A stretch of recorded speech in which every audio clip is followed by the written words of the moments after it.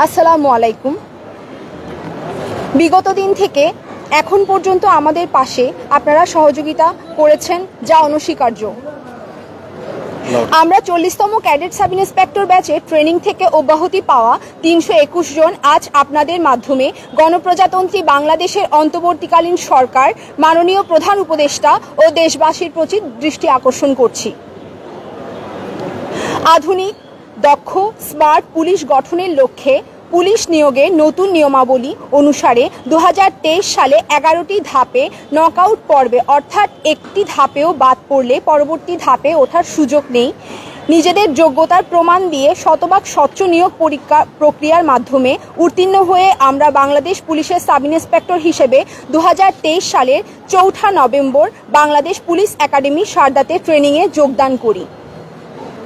1 বছর মেয়াদী ট্রেনিং শেষ করে যখন বাংলাদেশ আমাদের দেশ ও জাতির সেবায় পোস্টিং নিয়ে বের হওয়ার কথা ছিল, ঠিক সেই সময়ে কতগুলো মিথ্যা অভিযোগে মোট 4 ধাপে আমাদের অব্যাহতি প্রদান করা হয়।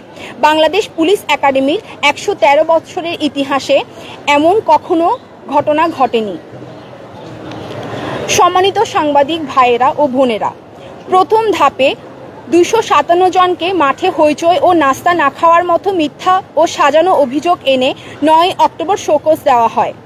আশ্চর্যের বিষয় হলো 257 জনের মধ্যে 5 জন মাঠে না থাকা সত্ত্বেও শোকজ পায়। এর মধ্যে 4 জন লেডি ক্যাডেট এমসিক জনিত কারণে মাঠে উপস্থিত ছিলেন না। একজন পুরুষ ক্যাডেট সেন্ট্রাল কিচেনে ডিউটি থাকায় মাঠে উপস্থিত ছিলেন না। মাঠে উপস্থিত না থেকেও মাঠে শৃঙ্খলা ভঙ্গের মতো সাজানো অভিযোগে এই 5 জন শোকজ পায়। প্রথম ধাপে এই 5 জন বাদে বাকি 252 জনকে 21 অক্টোবর তারিখে যোগদানের মাত্র 13 দিন আগে অব্যাহতি দেওয়া হয়। দ্বিতীয় ধাপে 58 জনকে অব্যাহতি দেওয়া হয়। জিমনেশিয়াম হলে 16 অক্টোবর ক্লাসে অমনোযোগী থাকার অভিযোগ আনা হয়েছিল। সেই ক্লাসের লেকচারার হিসেবে ছিলেন পুলিশ একাডেমির সাবেক প্রিন্সিপাল অতিরিক্ত আইজিপি নাজিবুর রহমান স্যার। তিনি গণমাধ্যমে ইতিমধ্যে জানিয়েছেন তার ক্লাসে হইচই করার মতো ঘটনা ঘটেনি। সকল ক্যাডেট উৎসবমুখর পরিবেশে ক্লাস উপভোগ করেছে। তারপরও সম্পূর্ণ জোরপূর্বক আমাদের মন গড়া শোকজ দিয়ে অব্যাহতি দেওয়া হয়েছে। কথা হলো, একাডেমির কর্তৃপক্ষ কিভাবে জানলো মাঠে উপস্থিত না থাকায় আগের শোকজ থেকে বেঁচে যাওয়া 5 জনই এই ক্লাসে হইচই করবে? এটা কি সাজানো গল্প নয়? আর 21 অক্টোবর 2024 তারিখে চেমনি মেমোরিয়াল হলে অমনোযোগী থাকার কারণে 48 জনকে 24 অক্টোবর শোকজ করা হয়। আশ্চর্যের বিষয়, এই 48 জনকে যেই তারিখে 21 অক্টোবর ক্লাসে অমনোযোগী দেখিয়ে শোকজ করা হয়, ওই 48 জনকেই বিকালের মাঠ প্যারেড গ্রাউন্ড থেকে আলাদা করা হয়েছিল। তাহলে কর্তৃপক্ষ কি জানতেন এই আলাদা করা 48 জনই সন্ধ্যার ক্লাসে অমনোযোগী থাকবে? আরেকটা বিষয় হলো, 21 অক্টোবর সন্ধ্যার ক্লাস ছিল একাডেমিক বিল্ডিংয়ে। প্রতিদিনের মতো কোম্পানি ভিত্তিক আলাদা ক্লাসরুমে ক্লাস হওয়ার শিডিউল ছিল, কিন্তু অজানা কারণে একাডেমিক বিল্ডিংয়ের ক্লাস পরিবর্তন করে সবাইকে চেমনি মেমোরিয়াল হলে যেতে বলা হয়। তারপর 24 অক্টোবর শোকজ দিয়ে 3 নভেম্বর 2024 তারিখে প্রশিক্ষণের 364তম দিনে অর্থাৎ থানায় যোগদানের মাত্র 1 দিন আগে 58 জনকে অব্যাহতি দেওয়া হয়, যা বাংলাদেশ পুলিশ একাডেমির ইতিহাসে প্রথম ঘটনা। তৃতীয় ধাপে সঠিকভাবে ক্লাসে হেঁটে না যাওয়ার অভিযোগে 3 জনকে অব্যাহতি দেওয়া হয়েছে।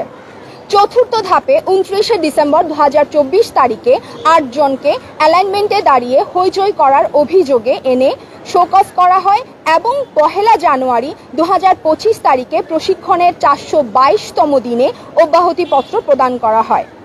বাংলাদেশ পুলিশ একাডেমির ইতিহাসে এই ঘটনা প্রথম। মাননীয় প্রধান উপদেষ্টা ও দেশবাসীর দৃষ্টি আকর্ষণ করে বলছি, আমাদের বিরুদ্ধে আনীত সবগুলো অভিযোগই মিথ্যা ও ভিত্তিহীন। আপনারা জানেন নিশ্চয়ই, বাংলাদেশের পুলিশ একাডেমির প্রত্যেকটি জায়গা সিসিটিভির আওতাধীন। সেগুলো চেক করলেই প্রমাণ বের হয়ে আসবে। সবচেয়ে আশ্চর্যের বিষয় হলো, বাংলাদেশ পুলিশ একাডেমির কারো বিরুদ্ধে শৃঙ্খলা ভঙ্গের অভিযোগ হলে নিয়ম অনুযায়ী আত্মপক্ষ সমর্থনের সুযোগ দেওয়া হয়। শোকজ, তদন্ত কমিটি গঠন, সাক্ষ্য প্রমাণ নিয়ে সবশেষে অভিযোগ প্রমাণ হলে অব্যাহতি দেওয়ার রীতি রয়েছে। কিন্তু আমাদের ক্ষেত্রে মিথ্যা ও সাজানো অভিযোগে এসব নিয়মের কোনো তোয়াক্কা করেনি বাংলাদেশ পুলিশ একাডেমি কর্তৃপক্ষ। আজ আমরা ৩২১ জন ক্যাডেট সাব ইন্সপেক্টর মানবেতর জীবনযাপন করছি। আজ আমাদের পরিবারের কাছে আমরা বোঝা হয়ে গেছি, সমাজে মুখ দেখাতে পারছি না। আমাদের মধ্যে অনেকেই আছে যারা বিভিন্ন বিশ্ববিদ্যালয় থেকে পড়াশোনা সম্পন্ন করেছে। আমাদের মধ্যে অনেকেই আছে যারা একদিক দিয়ে পরিবার এবং অন্য দিক দিয়ে রাষ্ট্র সমাজ সবাই এভাবে আমাদেরকে ছুঁড়ে ফেলে দিলে আমরা কোথায় যাব?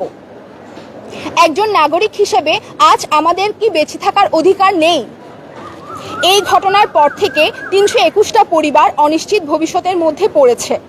ইতোমধ্যে আমাদের সাথে অব্যাহতিপ্রাপ্ত দুজনের বাবা মারা গেছে। ওনারা দেখে যেতে পারলো না সন্তানের হাসি মাখা মুখ। কারো বাবা প্যারালাইজড, কারো মায়ের ক্যান্সার, অনেকের বাবা মার বয়স হয়েছে। তারা চেয়েছিল আমাদের চাকরিতে জয়েন করে আমরাই পরিবারের হাল ধরব, কিন্তু আজ আমরাই পরিবারের বোঝা হয়ে গেছি। নিজের মা বাবার দিকে তাকালে পুরোটা জীবনের চোখের কষ্ট চোখের সামনে ভেসে ওঠে।